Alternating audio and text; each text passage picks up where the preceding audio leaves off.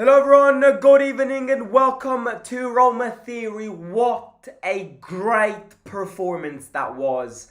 That was so good for us to see. It was so pleasing for our eyes. It was such a good pleasure watching Roma play yesterday.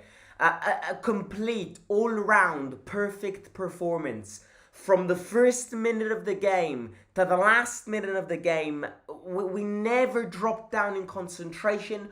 We never dropped down in intensity, and that is surprising because knowing Roma after 45 minutes, especially with this new intensity, I wasn't expecting, and I'm definitely not expecting us to continue like this, because it definitely takes effort. It takes physical condition is the perfect, is the key to the way you want to play and the way De Rossi wants to play.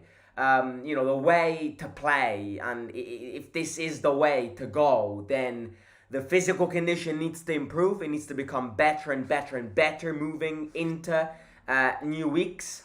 Our physical condition is still far away from perfect, but it is improving. And yesterday's the fact that we played a complete game from minute 1 to minute 90, no drops of concentration. A good complete all-round performance. I don't think we ever suffered yesterday, which is surprising as Roma fans because we normally do tend to live one, two, three of those moments where we kind of suffer and our heart stops. Yesterday is a game that we dominated. Yesterday is a game that we played perfectly. We deserved to win. And with that being said, though, I am going to agree with what a lot of the fans out there on the media have said, and I am going to agree with them in a sense that a lot of the fans have said it is forbidden. It is forbidden to get overhyped after these performances.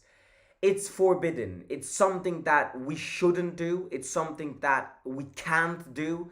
And it's something that we just, right now, at time of speaking, we can't overhype ourselves. We can't overestimate our capabilities. And most importantly, we can't foresee what we're going to do in the long term. These are 3 games that Roma should have won. These are 3 games where we did what we had to do. Again, if you asked me the day after Mourinho got sacked, with all of that mess and confusion and turmoil, do you think we're going to get 9 points from these 3 games? I don't think anybody here would have said yes. Because it's never easy, regardless of the opponent, to win games if the environment around you is a complicated environment. It's impossible. Which is why I was really scared. The moment Mourinho got sacked and all of that. And yes, these are games that Roma should be winning. These are games that we should be dominating and beating and getting full points from. But if you don't give credits and congratulations to De Rossi, then you're losing on something. I've said this yesterday. The guy came in in the space of 24 hours. No, not even 24 hours. De Rossi came in the space of 3 hours. From the official announcement of Mourinho getting sacked to De Rossi being appointed, 3 hours went by. De Rossi appointed as the new Roma manager 3 hours after Mourinho got sacked, and therefore following the reaction of the Roma environment, in a very unpopular move back then, replacing a manager which, as we always say, brought glory back to this team, replacing a master of communication. It's not easy. And to get 9 points out of these last 3 games, yes, we should be doing that. And yes, most probably Mourinho would have won these games, but it's not a reason to go, well, who cares? It's 3 games that Roma should be winning. Because I think it's immoral to do that. It's immoral to do that also because let's not forget that at the start of the season, in the 3 games between Salernitana, Verona and Genoa, we got 1 point. And now in 3 games with 2 same teams, apart from Genoa and Cagliari, we got 9 points.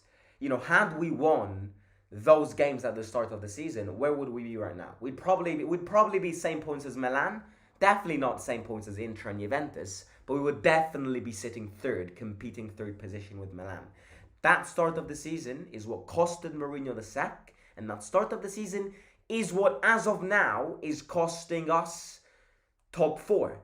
Because, again, another thing that you look after yesterday's game, after the January transfer market has been completed. Hang on, sorry lads. There we go.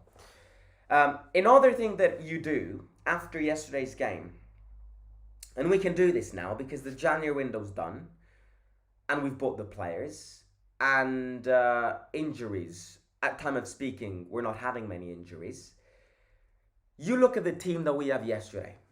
You look at the starting team that we have yesterday, and you look at the bench yesterday. We starting on that pitch, we had Pellegrini, Dybala, Lukaku, Angelino, Karsdorp, Pellegrini I mentioned, Cristante, Mancini. Sitting on the bench, we had Bove, Baldanzi, Renato Sanchez, Aouar, Huijsen, who came in and scored.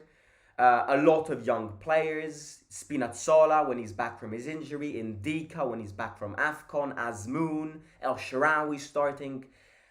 And again, I look at the team we have, right? And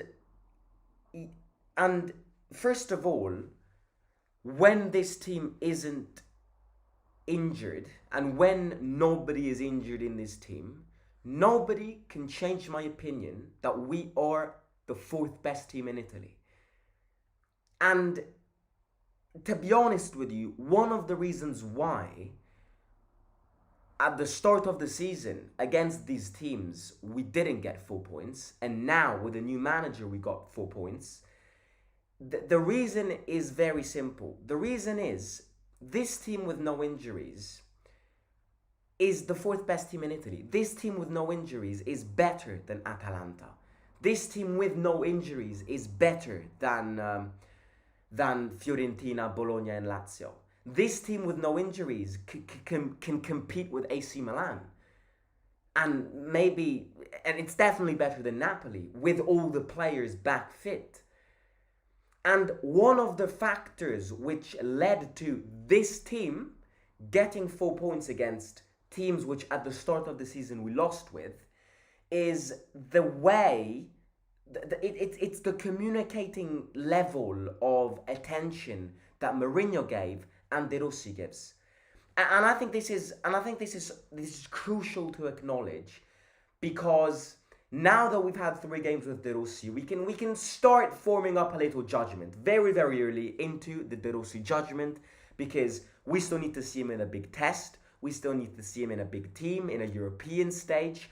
But De Rossi's been our manager for 3 games. We can start knitting around the first judgment on him.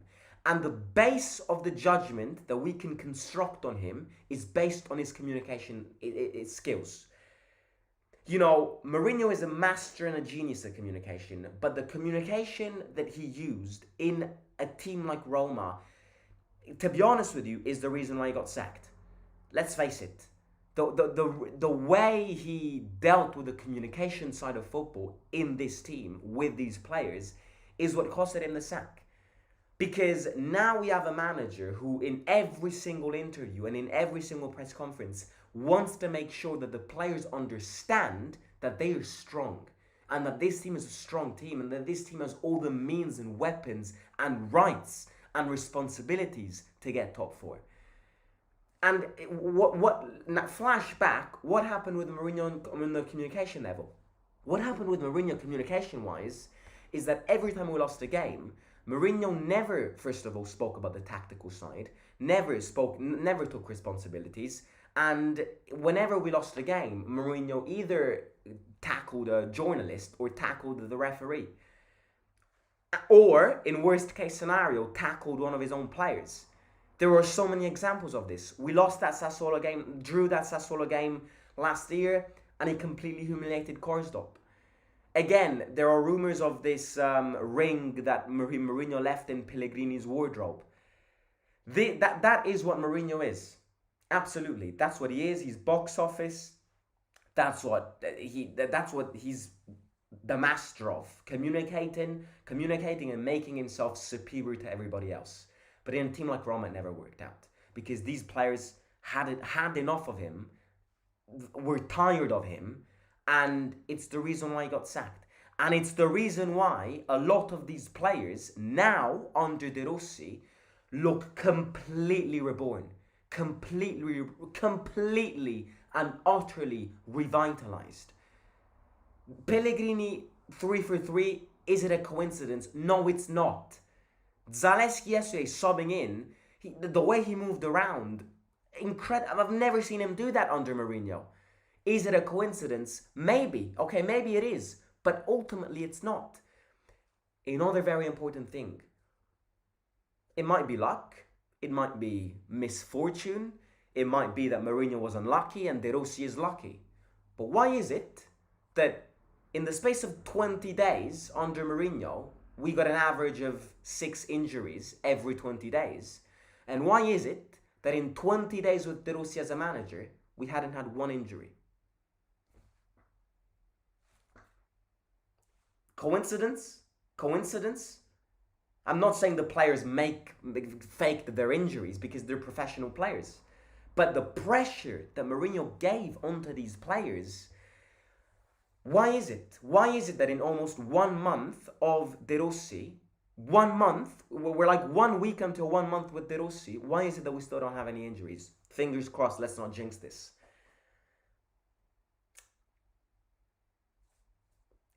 The reason he got sacked is because everything fell out. With that being said, I want to focus on the game. I wanted to do this little compare and contrast with past and future because after his first 3 games, I think it's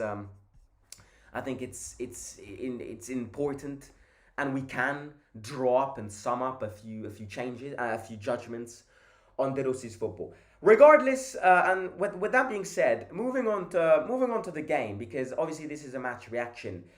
Number 1, physical condition. Didn't Angelino get?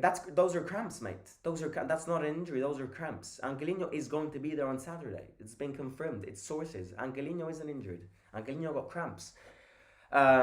Anyways, yesterday's game. The fact that we had a full week helps a lot. The fact that we had a full week to prepare this game helped reinforce the physical condition. Physical condition is the key to De Rossi ball. It's the key. Because number 1, the fact that we dominated yesterday's game and remained concentrated from minute 1 to minute 90 is, we're starting to see a few changes. Another thing which De Rossi always mentions in press conferences is movement, moving around even if you don't have the ball, in a sense that if Dybala drops back in defense, which he does quite often because he's very good technically wise, so you know he can get the ball back down and start distributing it. If Dybala drops down in defense, Cristante goes where Dybala is. De Rossi ball, whatever you want to call it, I think it's very early to say this because we played against 3 weaker teams, but the thing here is De Rossi ideology and philosophy is based on players moving around. Regardless of whether you have the ball or not, you have to move around. And that is that's effectively what football is becoming nowadays. Future generation in 2024, that's what you have to do. Again, on Saturday when we play against Inter, maybe against Inter it's not the perfect game to ask for this, because if we play like this against Inter, we'll concede 5 goals. But the next time we play a weaker side like Frosinone, I want anybody here to count the amount of infiltrations that our players do. Pellegrini, Cristante, and our fullbacks. something which we had never seen in the past 3 years. Karsdorp and Angelino running and infiltrating in the box. Cristante taking Dybala's position if he drops down. Pellegrini, why is it that all of a sudden he's scoring goals? Because he's entering in that box. Because he is going in that box and making his sense of position big so that he has bigger chances of scoring. And it's more than just tiki-taka football, quick passes, move around. It's the sense of you just cannot play with a weak possession.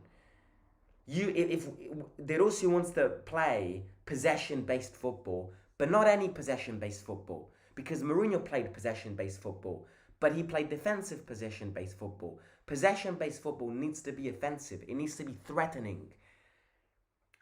Again, that's why there needs to be this constant flow of networks of movements between players. Angelino, I was speaking about fullbacks. Fullbacks surprised me a lot yesterday. I was very surprised by both Karsdorp and Angelino yesterday. Karsdorp and Angelino, in my opinion, were two of the best players. Angelino's precision is what hit me the most. I don't want to start saying that Angelino is going to change your season, because let's not forget that Maitland-Niles also played a great 60 minutes in his first game and then ended up being an utter flop very early, but at least he can cross the ball and he's got great touch and precision. Karsdorp, Pellegrini, Zalewski look completely revitalized. Karsdorp looks like a completely new player in a sense that he gives his best in every single minute. Pellegrini, we all know. And Zalewski yesterday got subbed in. Very, very, very threatening. You know, the fact that De Rossi changed his position, in my opinion, does help. But it's also the fact that he now understands that El Shaarawy is above him in hierarchies. He now understands that the player he needs to try and compete with in terms of playing is El Shaarawy, because he's not a fullback anymore, according to De Rossi. So it's not like Zalewski's going to get replaced by Angelino. No. The player which Zalewski needs to target if he wants to be starting games is El Shaarawy now. And he knows that, first of all, that De Rossi and El Shaarawy know each other, played with each other, so obviously there's going to be a sense of favoritism for a new emerging manager.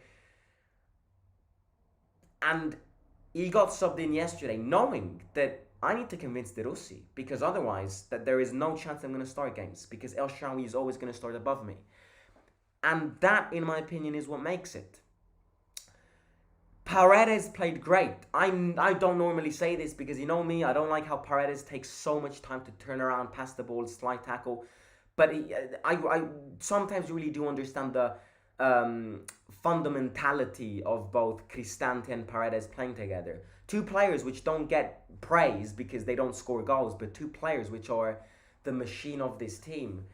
Lukaku is living a little off moment. Again, the thing with Lukaku is the support is definitely increasing. He's had his chances yesterday, he just couldn't bury them. I do expect a little bit more from Lukaku, especially in these little games. It's been a few games now that he hasn't scored, not counting that Al-Shabaab friendly game, obviously.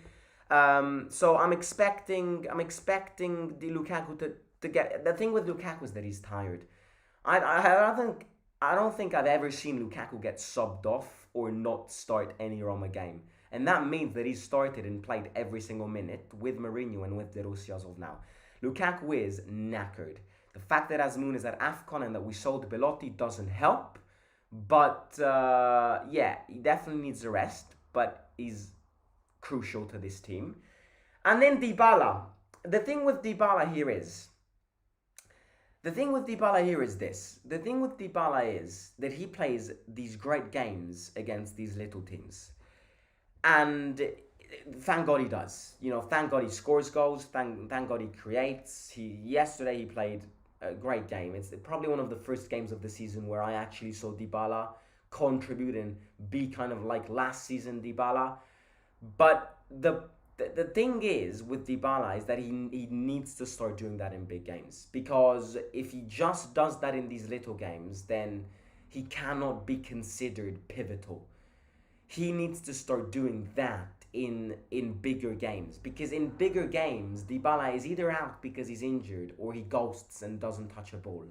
We need Dybala in bigger games. On Saturday, I'm expecting a good performance from Dybala. Maybe not to the extent of this, because of course Inter is better than them, so they know Dybala better. And they know how to mark Dybala, and it limits his creativity. But he needs to start giving this contribution. So yeah, I can start seeing the seeds. I'm not even going to call them fruits, because the seed has been planted. I can see a little stem. This stem can become a tree, but this stem is still a stem.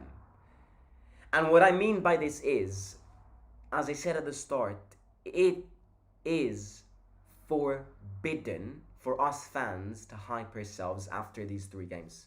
We just cannot do it. Because the second we lose a game, if we hype ourselves too much, we're just going to stab ourselves.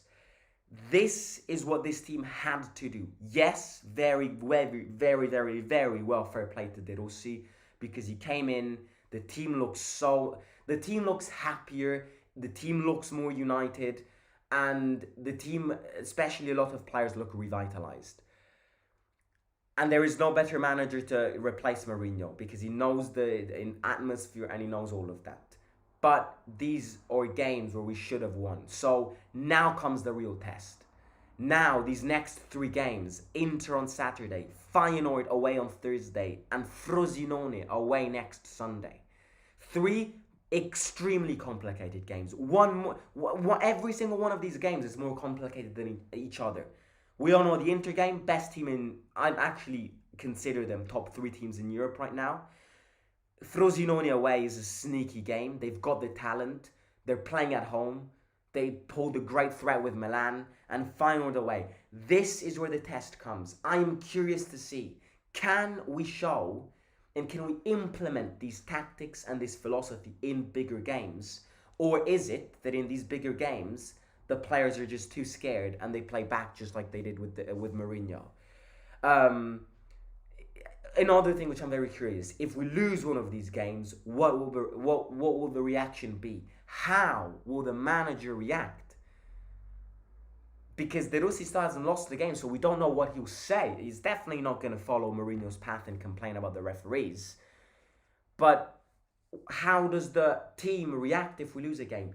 These next 3 games are exams. These next 3 games are 3 exams. Against Inter, it's probably a very complicated exam. Against Frosinone, it's those sneaky grammar tests with sneaky questions that your teachers give you. And against Feyenoord, it's the classic, what has now become a derby between us and them. The test is this. And that is why we shouldn't be way too overhyped by these performances. They were good. And the league table now looks great. It looks resettled, but it's very early days. The seed has been planted. The little stem has grown. This stem can become a tree, but it's gonna take time. It's gonna take time. It's gonna take time and time and time and time and time. The more these players start playing together, the quicker they will learn De Rossi's way, because De Rossi's way is a complicated way to learn. De Rossi's way is a method and a style of football which requires physical condition. With that being said, I am extremely happy after such a performance. Bring Inter on. I am scared, but it's one of those games where if we lose, I'm not gonna. Everybody loses with Inter, so it is natural to lose with Inter. Mourinho would have lost with Inter. Mourinho has already lost with Inter. If De Rossi loses with Inter, nothing changes. You know, Fiorentina, Juventus, everybody loses with Inter. They're the best team in Italy, and they are one of the best teams in Europe. This is not me trying to put the hands in front and saying, no, I don't want to play the Inter game because I want to lose. I want to take my chances because I know and I want to see what this team can do. So I want to gamble that game. It's a poker game. I want to gamble. I want to see it. I want to see because I think my team has chances. With that being said, I hope everyone enjoyed yesterday's game. As always, yeah, looking forward to it. Again, I hope you enjoyed this match reaction. If you do agree with my opinions in comments, don't forget to hit the like, subscribe, and let me know down below what you think. Don't forget to watch the stadium vlog. Yesterday got posted yesterday evening, so please go and watch that and make sure to hit a like on that one as well and enjoy it. Yeah. Losing Chibostadium. Exactly. That's exactly it, mate. Exactly it. Zalewski had a great run yesterday, but took one too many touches. Agree. Yesterday, Paredes was making great passes in the middle of the field. Lukaku missed a sitter when Zalewski created a beautiful chance. It was much better, but it can be better still. The midfield has to release the ball quicker at times. Yeah, still very far away from perfection, but we're moving. If Angelino's just got a cramp, don't think it's anything serious, says Fahad. Right, again, please do hit the like. Do it for the do it for Diddlesey, who came in and got 3 wins out of 3. So do hit the like, subscribe to the channel, and yeah, talk to you soon tomorrow, Wednesday, starting to focus on that Saturday special against the best team in Italy. Cannot wait for it. Back at the stadium. Two games per week. No, 2 games this week at the stadium. So cannot wait for that one. Talk to you soon. See you out. Oh, by the way, to all you Italians, godetevi Sanremo. Dagli.